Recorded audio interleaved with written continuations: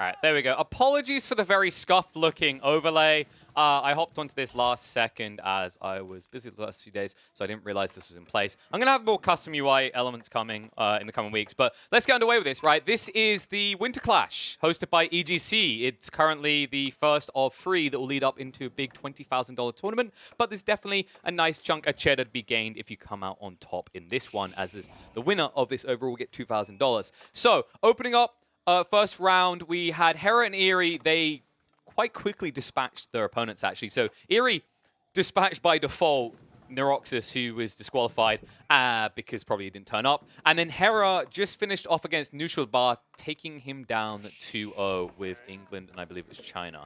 So opening this one up in this series, it can be a best of 3, just to reiterate that to people and warn you that these ones can go back and forth. We're going to actually have an opener of Mongols versus England. Now, this is a peculiar choice as an opening civ for Hera. I wouldn't have expected many players to engage with this as their default choice when playing in the tournaments. But I guess, you know, maybe the thought process here is you have a little bit of leeway. You don't want to reveal everything you're doing.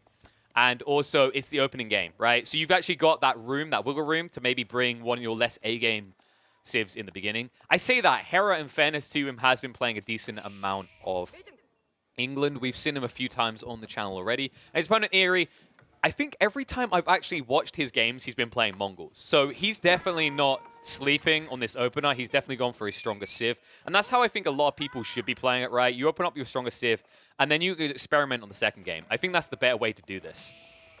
But of course, remember, format for this tournament is kind of the standardized one with most tournaments right now, right? Where if you win with one side, then you have to switch to a different civ. There is a banning phase of one civ each. I hope eventually we'll get that as an in-game feature that can actually be applied so we can see that.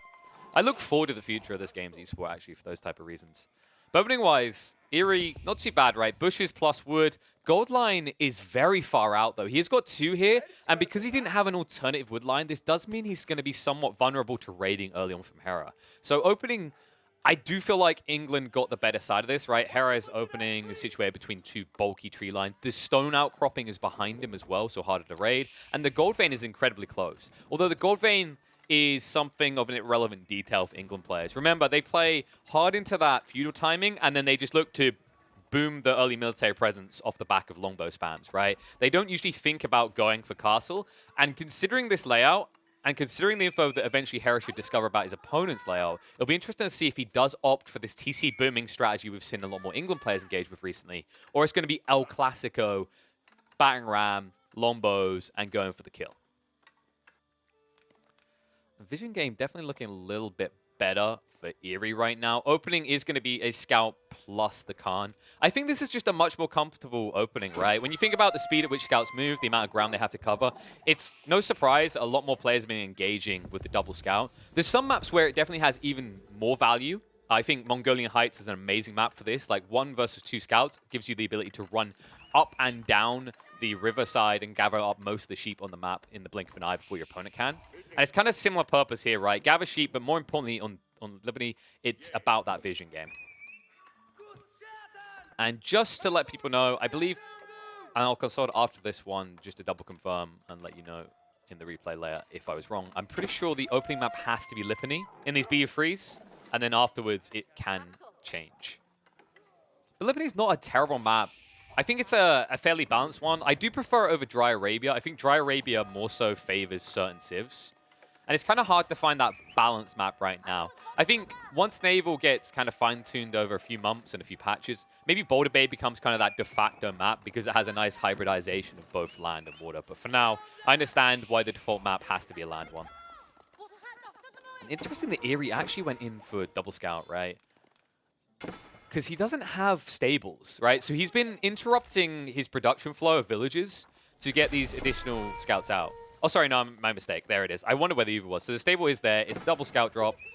And this should allow him to go into the early professional scouts, right? Which kind of has become the standardized meta. There's not as much pressure against England because I don't expect Hera to engage with it. So if he wants to collect it, he doesn't have to spam out 1,000,001 scouts to do so. But the thing he does have to be concerned about is early longbowmen, right? We can already see them starting to just come out.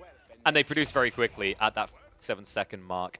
The catch is whether you can actually keep up the production rates. And right now, Hera looks like he should be safe for that, right? Food, decent balance, and of course a heavy load into wood. He wants to give him that wiggle room to drop a blacksmiths, get the upgrades, but also he can dial back if he needs to and go for racks to counter out what's coming next. Of course, when you commit onto these scouts, you have to kill them quickly. You can't just let them run away. They do generate over time, and that's why he heavily commits into this. Hera will lose one of his scouts, but Eery's going to lose the scout army. And with the range on the Lombos, the Khan can't hang around and harass, but the outpost is covered to go down, and it will cost him a villager, though. And now the horsemen come out, and this is where it gets a little bit problematic for Hera, right? This is why this is probably, I'd say, the best opening for a Mongol player. You don't really want to go for the barracks because you only have access to spears until castle. That sucks against the longbowmen. You're directly countered with bonus damage against you. And the stable gives you two options. You can either go in for the horsemen if it's needed against an early longbow rush, or you comfortably can just get early scouts out and then get professional scouts so that you can gather up all those juicy deer carcasses. And we can see, coming back to that fort, he hasn't gone for professional scouts, courtesy of losing the early fight and losing the scouts. And now he's just looking to kind of keep a condensed economy, use the sheep he's got in the meantime, and there's plenty of reserves here in terms of the berry bushes that should see him through to the mid-game. And the cool thing about this choice up against England is, you know, an England player isn't going to actively engage with deer hunting, right? He might eventually move out, plop a mill down and hunt them, but he's never going to go and drop a stable and gather them up and bring them back to base, right? Yes, sir.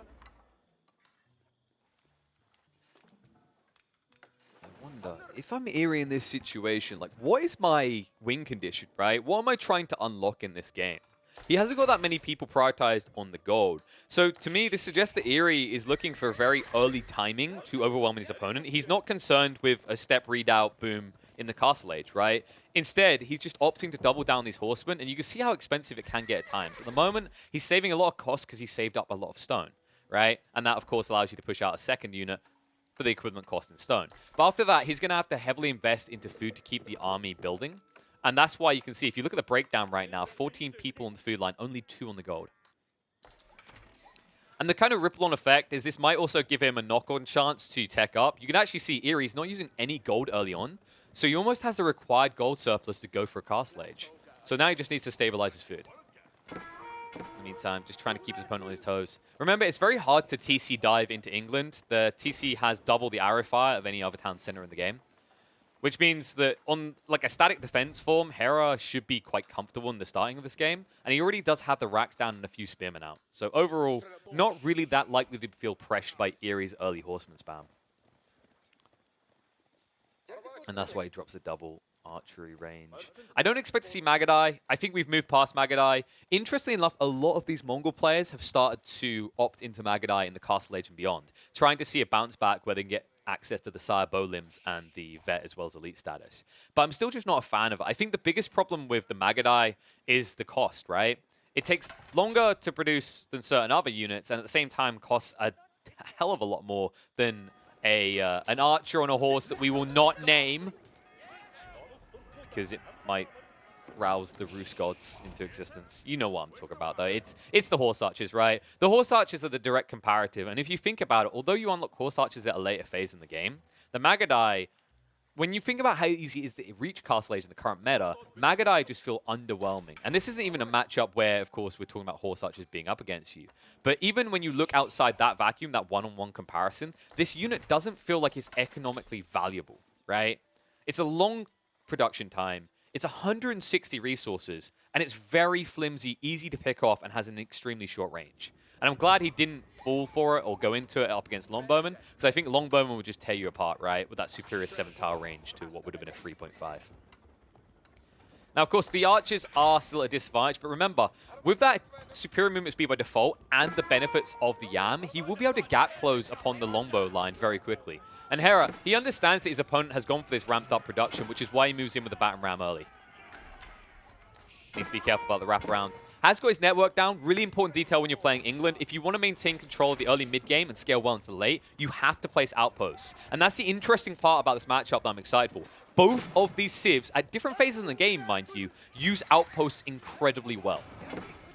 We just have to see if the Mongols get towards their power spike anytime soon. They've already lost one outpost at the front. They'll have to back up here.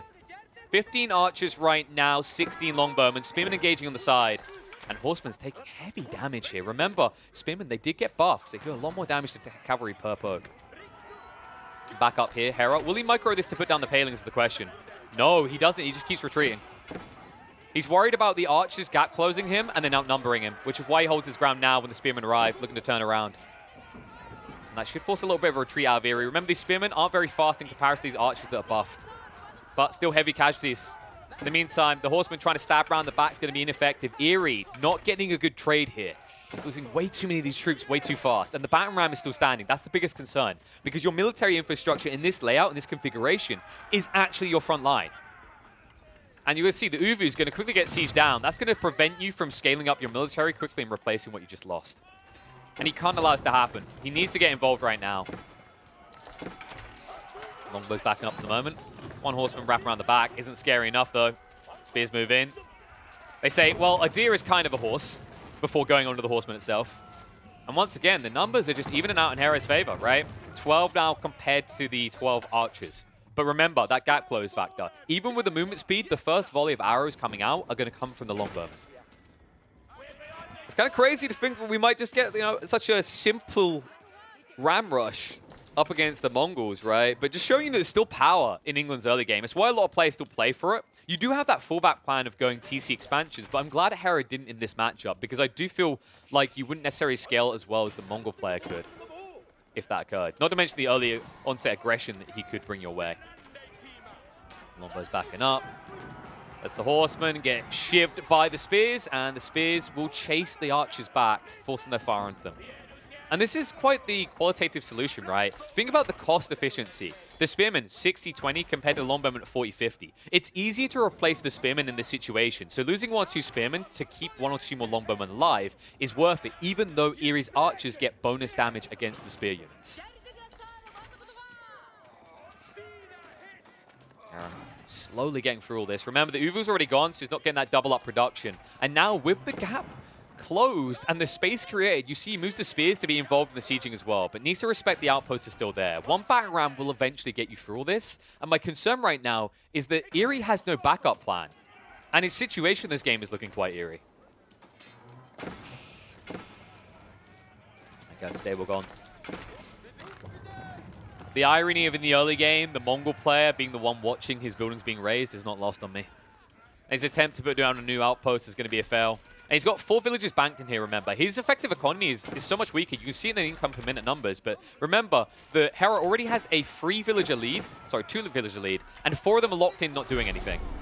And they'll come out to play with the battering ram. But the Spearmen chase out. And the ram is still standing. He'll try to re-garrison, but most of his army is already spent. And the longbow army just keeps increasing. He's doubling him up now. And I think this is looking more or less done. There's not really much left that Eery can achieve at this stage. He's lost the military district, he's lost control of the central area, and he will call the GG as is appropriate in this situation. Well played by Hera. Love the fact that he made the early ram rush work with the longbowmen, something that we've seen a lot of players move away from, but he still finds a way to tap it out, tap his opponent out, and it proves to be quite effective here. Do I think that the England longbow rush is going to be a solution to every problem still, and the only way that England plays? No, absolutely not.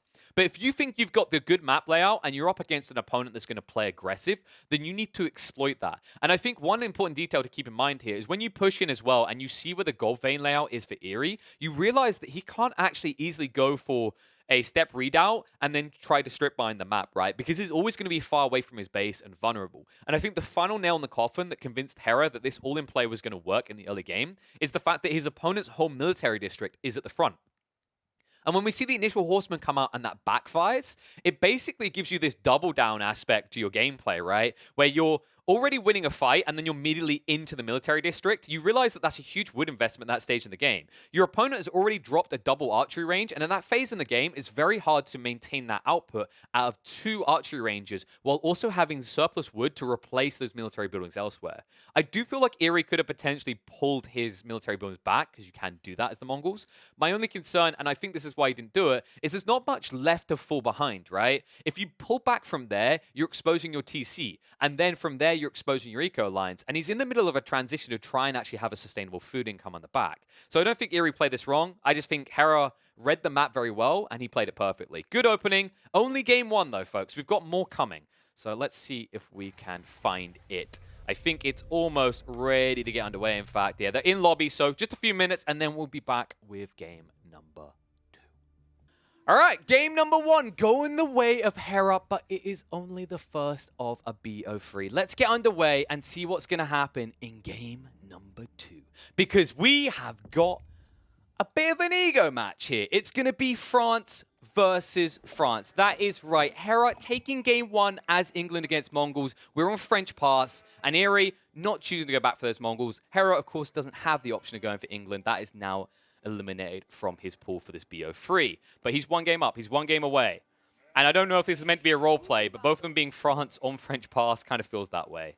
And the cool thing about this, actually, is that we're going to see maybe an experimental change, right? Someone might be going for like the standardized Knight, Scouts, early presence. We might then see another player going for TC rushes. And that's kind of intriguing to me, because if that does occur, we'll get to see actually how feasible it is to kind of TC boom up against another French player, and how viable maybe the Knights are in the open phase. But this is speculation. It could very easily turn into a 40-40 minute slog, where both of these players end up with 3 or 4 TCs, they wall themselves in, and then they come out and dance over the sacred points in the center.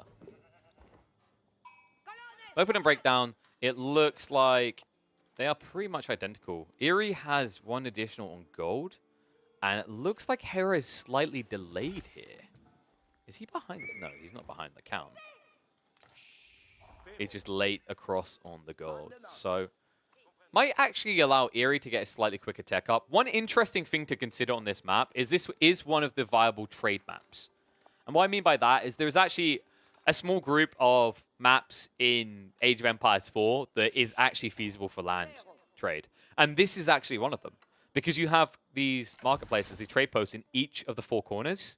And of course, you have these natural choke points at the edges that you can easily wall off. So it'll be intriguing to see if either of them engage with that. Remember, the Chamber of Commerce is quite an effective tool to enable that, considering that it returns 30% more gold for all your trade.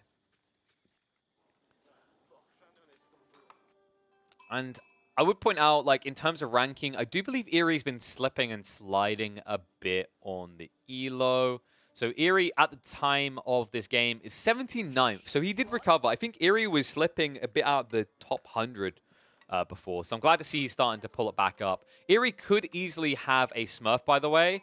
He only has 232 games on this account. Meanwhile, Hera, of course, has been grinding it like crazy. This lad currently sitting in 7th on the ELO leaderboards at 1872 rating. Has been on the rise, 448 games played, and continuing to just grind them out, several a day at least. So, always exciting to see. I know there was kind of this argument, would the AoE 2 players stick with it? Would they switch around? One thing I would highlight is I do think that in a lot of cases, a lot of the high-level players right now are actually avoiding choosing, right? Like, I think Viper talked about this himself as an example. He said that in the meantime, he's going to keep playing both Age of Empires 2 and 4, and he's going to pivot back and forth depending on what's upcoming, right? So, for example, a week ago, you would have had Viper hard on the grind in terms of AoE 2 due to King of the Desert going on. But now that I believe that's over and done with, you'll notice he started to switch back into this. He's grinding games on his main account again. So, opening. Looks like it is going to be identical, yeah. So neither of them seeing any value at all in the Chamber of Commerce. Now, this is understandable because keep in mind a few things. School of Cavalry gives you a lot of flexibility. If your opponent is willing to give you space, it does allow you to go in for the Scouts, and then you can go in for the Professional Scouts and gather up the Deer Carcasses for superior gathering rates. Alternatively, it means that if your opponent is being aggressive, or you feel like you can be aggressive, you then have the option to double back to Royal Knights. That's kind of the interesting sway about School of Cavalry right now. I've said about this before that when it comes to the way I'd rate civs right now, China, Mongols, and Rus are vastly above a lot of the others, mainly because of their ability to power spike in the early mid-game, courtesy of professional scouts, and having the ability to push out additional scouts. When we go down a tier, usually I'm looking at the likes of HRE in France, mainly HRE due to how efficient their economy is earlier, being able to scale a bit quicker into their stables. And then, of course, France, one of the big power spikes for them is that their landmark building is a stable, and as you can see, you're able to produce units out of it 20% quicker. And a lot of people in stone. Eery is not the same, though. Well, he's going now, but he's delayed, and it looks like he's only got one person on there right now. Eery needs to sort his wood situation. Seems like he neglected it a bit in comparison to Hera. Hera, like, numbers are looking a little bit more healthy, and you can already see he's almost got the required amount of stone, and he's almost at the wood required for a second TC. And that was the difference, right? Eery prioritized the tech up a little bit faster than his opponent. Hera, understanding that there's no rush to tech up here if he doesn't intend to go for knights. And that's the difference. Eery, he wanted this because he's already queuing up 2 royal knights. Question is whether you're going to be able to actually find aggression onto the eco lines. I do think that pulling off royal knights would have been more feasible on Lipany than it is on French Pass. Because remember, like, French Pass has a lot of these tight kind of formations of trees, right? You can see you can't make your way in here. There's a clear kind of condensed area over here. And then, although you have open fields here, your opponent isn't as exposed. It's not like when you're on Lipany, and although there's 2 tree lines, there's all this open ground. Like here, you cannot approach from the northwest. So your moves might get read preemptively, and they might get dodged. And this TC is a really good one from Hera. I like the placement. So something I guess you could say doesn't happen as frequently with Age of Empires 4 players compared to AoE 2 veterans is TCs as a more defensive element. And let me explain that a bit better. Yes, I'm aware a lot of these high-level players stack TCs close together, but the reason they do that is so that they network the protection, right? If you think about it, we've seen plenty of Chinese players that there's just basically enough room for a farm between 2 of their TCs. I think the difference with this positioning is Hera's kind of making this like a pseudo-defense force, right? It's covering his gold vein. It's right next to the berry bush. He hasn't gone for the wood line at all. He's just trying to cover the cross-section, moving north to south, and protecting his gold for the initial mid-game. And that's what I mean by a more aggressive TC placement, right? It's basically going to ensure that when he comes under attack, like, he can easily, quickly garrison, but more importantly, he could even come out and mine without leaving kind of a gap in his armor, right? And definitely no gap now, considering Hera is bringing out a few knights. And this is a good defensive response, right? He gets his TC down first. You can see Eery hasn't even started constructing his yet. And this is a big deal. This is kind of the issue of who blinks first, right? Eery blinked first by bringing knights over. So Hera's able to comfortably respond. He'll always be able to outnumber you. He already has his TC down. And now that might force Eery into a situation where he feels pressured to be more aggressive because he's behind his opponent. Yeah, Hera already 1 up. It's going to be too soon. This TC, by the way, keep in mind the amount of people in the distance he moved. In comparison to what Hera done, as we said, defensive TC, a little bit closer, covers his expansions. Shorter distance to walk to build it as well.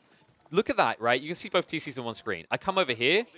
You can technically see both TCs on one screen, I agree. But the reasoning is quite different, right? Like, you have to stretch your vision. And that means that these 7 villages were not gathering for at least half a minute for him. So Eery is starting to fall behind. Question is whether this will make up for it. He is on the hunting already, right on top of this deer location. And I will say this is probably the best location around him. That's why he done it. He could have potentially put it here next to the gold vein, but he chose the berry bushes instead. Feeling like food is going to be a bigger limitation for him. And no similar move onto deer, because remember, Heras were up here to the north, so he's kind of neglecting them fully. No scouts either, so no intent to go for it. Instead, he goes for the 3rd TC, this time in the choke point next to the berry bushes. And this might be trouble. Eery has enough knights here to cause some anarchy. And he catches him, so Hera have to back off. And they're going to start to raise it. They can't hang around, though. They do outnumber these knights. You need to be careful of the range of the TC, though. And that might be the edge, right? You can build this up while defending with other TC. You need to be careful of the charge in, though. The knights will do a lot of damage. Hera just doing a really good job of using that initial reformation when he grabs a bunch of villages to drag them further away quicker. Something that I don't think gets highlighted enough and is very important, right? When you grab a lot of units, sometimes when they pivot left to right due to the flocking behavior, they actually move quicker than they should to try and get in position in the formation. And this is a bit wonky for Hera now. Like, he needs to produce enough knights to guard this as it is being built. There we go, charge in, tries to strike 1-on-1. I like that move away, but now the villagers are kind of standing here. The good news is that Eery is hesitant. That was actually a really good breakaway. He got the initial charge in and then disengaged before his opponent could do the same. And Eery, it seems like he's being baited by this. Hera, you see how he keeps engaging just in range so the charge never goes off, negating a huge chunk of damage from the initial strike for Eery. More knights coming out, and Eery's efforts have failed. So many injuries as well. Look how heavily hit these knights are. While he does still have the count, he doesn't have the health. And that means TC's going to go down, and that's going to leave him behind, right? In fact, when we look at the resource count, Eery didn't anticipate a need for a third TC. And that's why he was so desperate to shut that down, is because he wasn't continuing to gather stone, so he wasn't prepped for a third TC himself. And this is going to be a problem. Eery, in this situation, you have to question what his solution is going to be. He's actually going to double down on this. So he's building more stables. This is dangerous territory, but I think it's his only option. Right now, he's clearly behind economically. So if he continues to just try and juke this out on the TC count, he's going to lose out long term. He needs to find pressure right now, and look at the read. Eery, with a wide wrap, Hera is already moving across to his base quicker. And keep in mind, he's approaching the threshold where there's not enough room to protect all of these villages. The good news, at least, is Eery does have a scouting position. However, Hera doesn't know about this wrap. And when he sees knights on the southern side as well, he might be lulled into a false sense of security. Deep scout. Hera just getting eyeballs and everything here. So outpost being built. Because remember, he had that early scout warning about these 4 knights. So Hera, at the moment, like, he doesn't want to spam more knights. He just wants to find value out of the ones he has out in the field right now. It's all about that initial condensed raiding power, right? Think classic knight spam, where you stopped at 4 or 5 for a while and you scaled up as France. Meanwhile, Eery is proper knight spam right now. Up to 10 total. And they're sneaking in. And Hera is not watching. The tree line's broke. Straight in. Once again, doesn't get the charge, though. They trip over each other, so he misses out on sniping maybe 2 additional villagers here. Does at least get 2 of them, though. Needs to be careful. He is in deep, however. And Hera, kind of anticipating for this, right? Has built all this stacked economy around his TCs, courtesy of the farms. In very classic AoE 2 condition. And chase down's going to be there for a bit. Not room for all these villagers. Maybe you get 1 or 2 of them. Question is whether it's worth... Like, you know you need to slow down his economy, but I question how many of these knights you're going to lose for it. These villagers aren't dying as quickly as he would like. In fact, the knights are dying quicker. And Hera, the count, they're actually even right now. He's going to put a small dent, but remember, Eery never scaled up to a 3rd TC, so this isn't really good enough for the investment. And you can see, he's going to try to break away with the last knight, but he lost too many. Yeah, this doesn't feel good. They're actually matched right now, and your opponent's going to surpass you. Also, keep in mind, because you invested so much into this, while you were investing in military, Hera was investing in economy. So he's going to be able to scale towards Castle Age quicker. And that's going to increase the distance between these two. Because remember, every age you go up, as the French, your villagers take 1 second less to produce.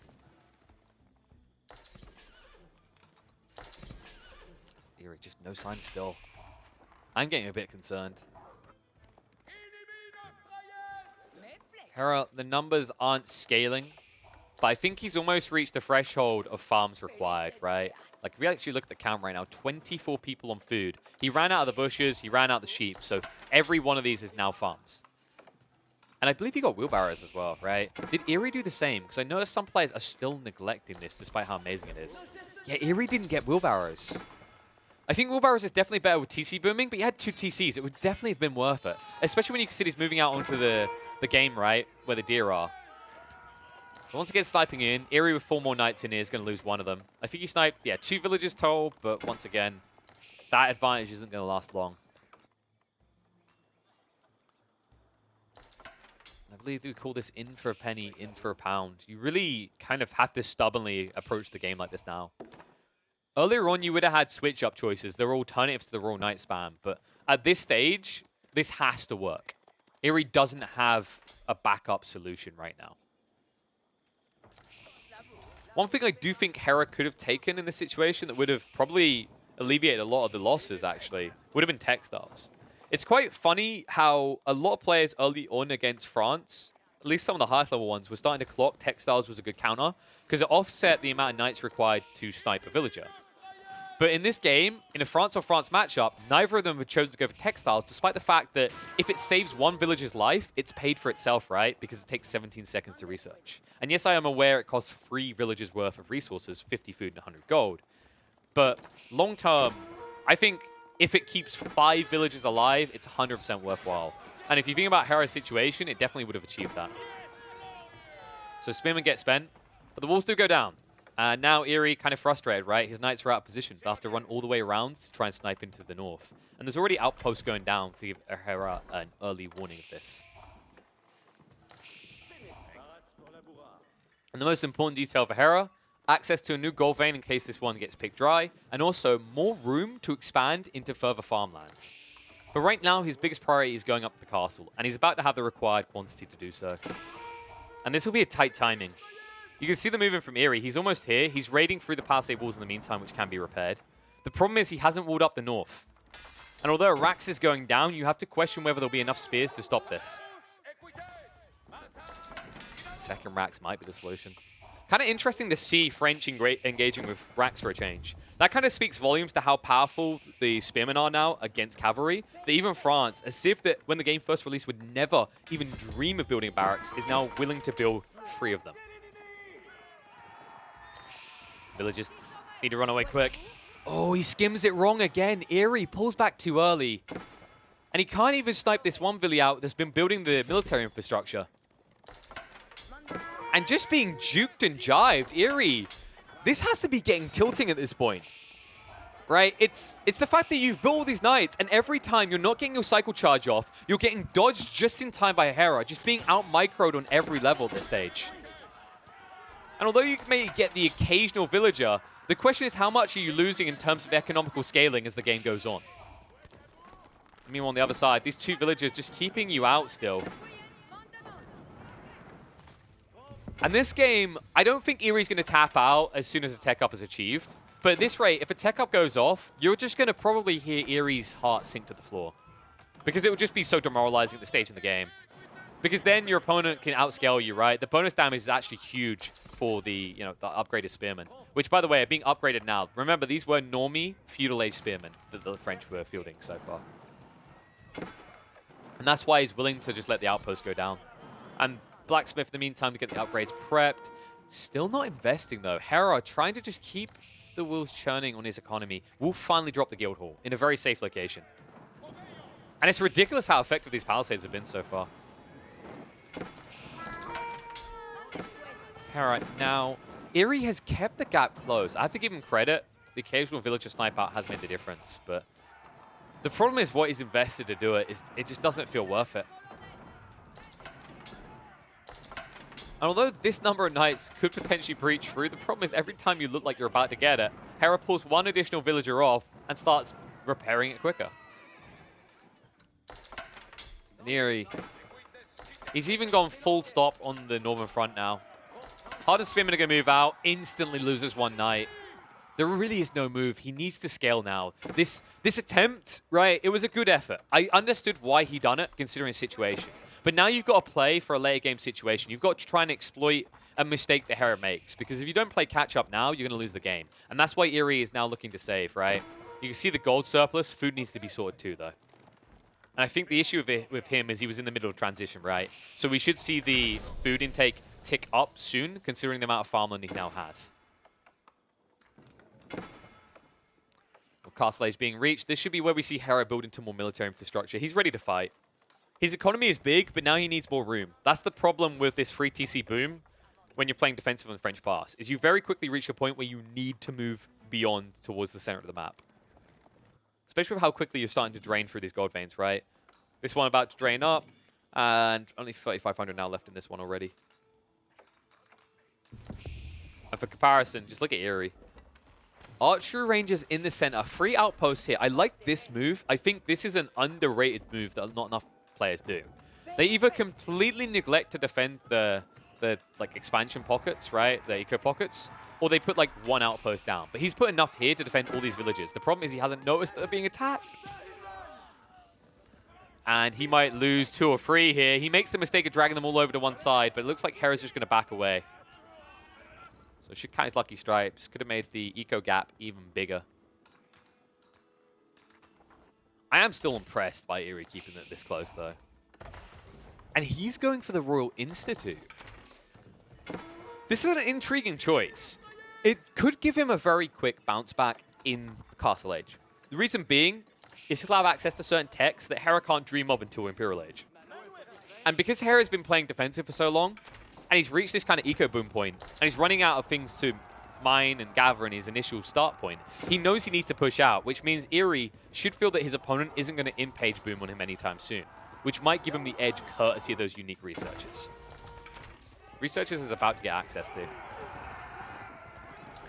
So Hera just chasing him to the fold. I wouldn't be surprised if Hera gets the stone wall down over here just to keep his opponent at bay. He's wrapping right now with the spears, but is it going to be too late? Oh, a few stabs in. Gets one of the knights. Might get a second one because of the way he's dragging the formation. Just about breaks away, though. And here you go, straight into the increased health. I really think more than that, he needs the arbors, right? He needs to start getting the arbor latriers and getting the crossbow stirrups. Reason being is, like, it would be a decent solution to any other unit that you expect Hera to add to his army. Because I think right now, you can see this, right? The stable's dropping down. He's going into knights. And because you saw a few early knights pushing you out still, you might start to suspect that your opponent is going to do this. Of course, the vision game is very hard for him. And it's a shame Eery couldn't get that one knight through.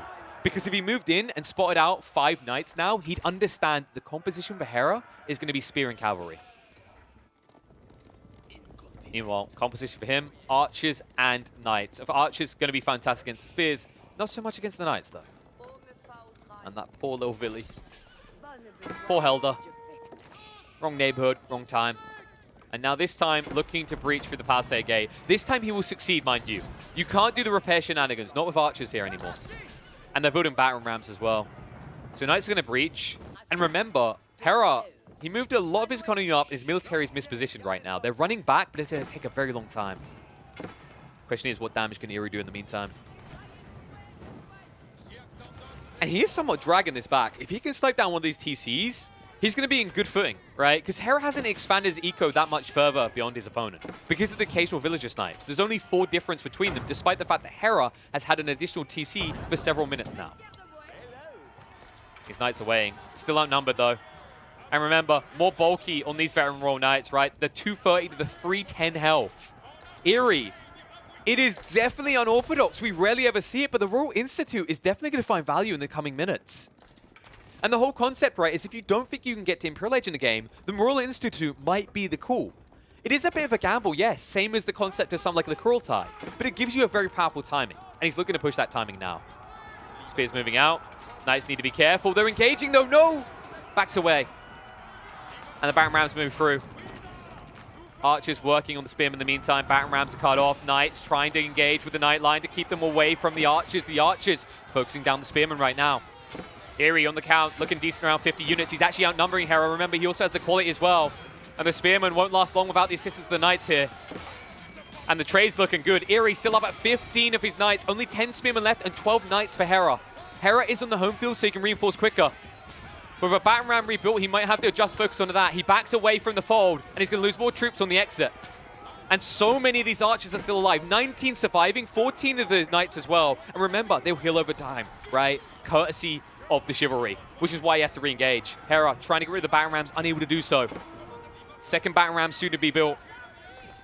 And that's the big deal, the fact that he still has the archers alive. If Hera got rid of them, he wouldn't worry about the initial pressure afterwards. The battering rams wouldn't be there. But he's unable to stop this, and now he's in trouble.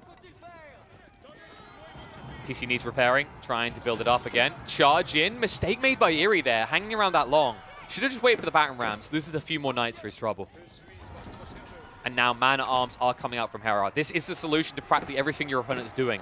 But do you have the time required to get it out?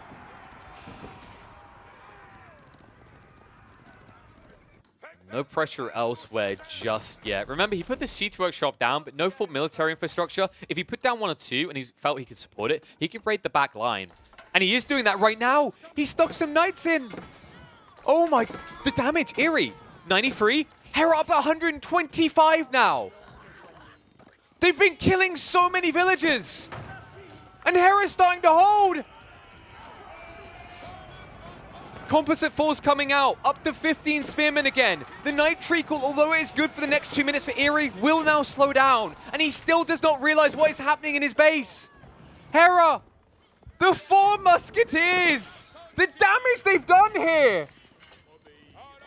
So many dead villagers, and the count continues to increase as they notch more lines on their belt to represent the villagers that once were. And he's dragging everyone across the wood lines, not knowing that this is still happening. And this might just cause a loss. Maybe not in the next 2 minutes, but definitely in the next 5 or 10. And so much invested into this push, and unable to now keep it up.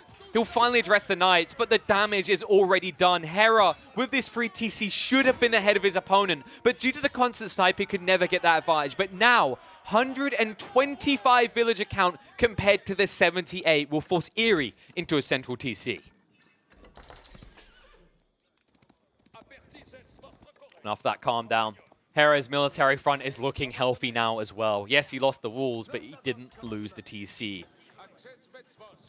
Not that he'd even need it with this many villages at this point. You can see he's expanded over to the northeast, and because he has this fort base, he doesn't feel paranoid enough that he needs to wall it up. He has so much free terrain to play around, and of course he is on these central veins, so he's not missing out, and Eery is not getting one up on him with this central base of his own. And Eery, really on the clock now.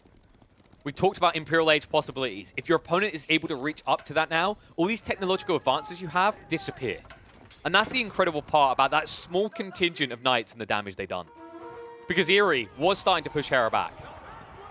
But now problems. He moved the Knights away. And look at the charge in. The damage is going to be big onto the Archer line. They get caught on the corner trying to turn. And the chase is on. Spearman just behind the Knights means it's going to be hard for Eery to engage, and he knows it. And Crossbowman now coming out. The Arbiter out the fort base might make the difference here. The Knights are committed. They have to stick on top of this. And the Spears wrap around the back onto the Arbors in the meantime, chasing the Red Knights as they chase the Blue. And into the outpost defenses. Hera, knowing he's going to lose the army, he just wants a good trade at this stage. And he's already got through the Knights of Eery. In the meantime, the Spears, they clean up the treacle out of Arbalatrius. And remember, just a small group of Knights will be good enough to get through most of these Archers. The Archers have to focus down the Spears in the meantime. And Hera, giving as good as he got in the early game here. Casualties are high on both sides, and although Eery has a standing army still, I do feel like Hera got a slightly better trade here. He chunked away at almost half the Archers, cleared up almost all the Knights, sniped a bunch of these Arbalatriers that are coming out that, remember, cost 80 food and 40 gold each. And he's already rebuilding his army again, and look how many Knights are back to the center. No time wasted here for Hera. And remember, this switch over into Arbalatriers makes you weaker against the Spears. You don't get that bonus damage you do from the Archers. Chase out. Just trying to chase him away. But the damage is already done. He baits him in. And Hera, eyes on the prize with the Knights. The TC that Eery needed to recover is about to be sniped down. He's trying to rush repair it. One more set of torches would burn this if he just commits, though.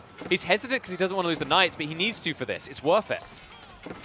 And it might be too late now. I think he missed his opportunity. The Spearmen are coming in to assist, however, so they might be able to help clean this up. And there it is. Drags it back away from the Arbiters. This covers the keep now going down.